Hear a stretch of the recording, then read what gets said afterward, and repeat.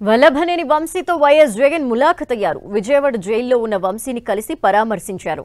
Kidnap కేసులో remand నిందితుడిగా ఉన్న వంశీకి కోర్టు 14 రోజుల రిమాండ్ విధించింది. దీంతో వంశీ విజయవాడ జైల్లో ఉన్నారు. జగన్ ఇప్పటికే వంశీ సతీమణి పంకజశ్రీని ఫోన్లో పరామర్శించారు. ఆమెకి భరోసా ఇచ్చారు. వంశీ అరెస్ట్ రోజు జరిగిన పరిణామాల్ని అడిగి తెలుసుకున్నారు. జగన్తో పాటు వైసీపీ నేతలు కొడాలి నాని, పేర్ని నానితో పాటు పలువురు నేతలు జైలు వద్దకు వెళ్లారు. కూటమి ప్రభుత్వంపై మాజీ సీఎం జగన్ తీవ్ర స్థాయిలో ఫైర్ అయ్యారు. విజయవాడ జైల్లో వల్లభనేని వంశీతో ములాఖతైన జగన్ వంశీ అరెస్ట్ అక్రమమన్నారు. వంశీ అరెస్టుతో రాష్ట్రంలో లా అండ్ ఆర్డర్ పూర్తిగా దెబ్బతిన్నదంటూ మండిపడ్డారు. టీడీపీ నేతలు రెచ్చగొట్టి వంశీని అరెస్ట్ చేశారని ఆరోపించారు. మరోవైపు వైసీపీ నేతలకు బెయిల్ రాకుండా సీఎం చంద్రబాబు పోలీసులతో కుట్ర పన్నుతున్నారని జగన్ ఆరోపించారు. వంశీని అరెస్ట్ చేసిన తీరు, వంశీ మీద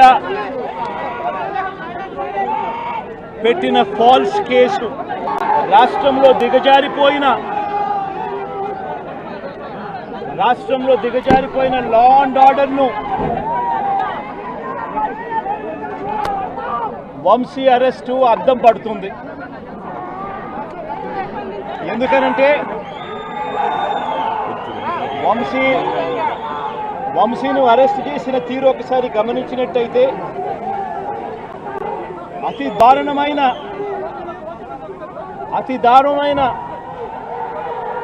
law and order break down కనిపిస్తుంది. మంగళగిరిలో టీడీపీ హెడ్ ఆఫీసులో పట్టాభి అనే వ్యక్తి చేత వంశీ మీద భరించలేని విధంగా బూతులు తిట్టించారు చంద్రబాబు నాయుడు గారు. మంగళగిరి తెలుగుదేశం పార్టీ హెడ్ ఆఫీసులో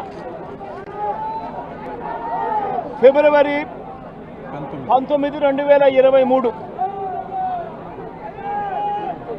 పట్టాభి అనే వ్యక్తి రెచ్చగొడుతూ వంశీని తిడుతూ ఫిబ్రవరి 19వ తారీఖున తాను మాట్లాడిన మాటలు. ఫిబ్రవరి 19, 2023 వాడో పిల్ల సైకో, నేనే గన్నవరం వెళ్తా, ఎవడేం పీకుతాడో చూస్తా, ఆ వంశీ సంగతి తేలుస్తా, నియోజకవర్గంలో నుంచి బయటికి విసిరేస్తా అంటూ గన్నవరం ఎమ్మెల్యే వల్లభనేని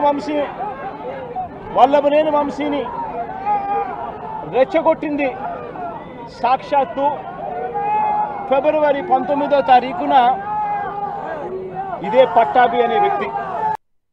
ఒక హక్కుగా బెయిల్ రావాల్సిన చోట నెలల తరబడి బెయిల్ రానివ్వకుండా అడ్డుకుంటా ఉన్న పరిస్థితి చంద్రబాబు నాయుడు గారు.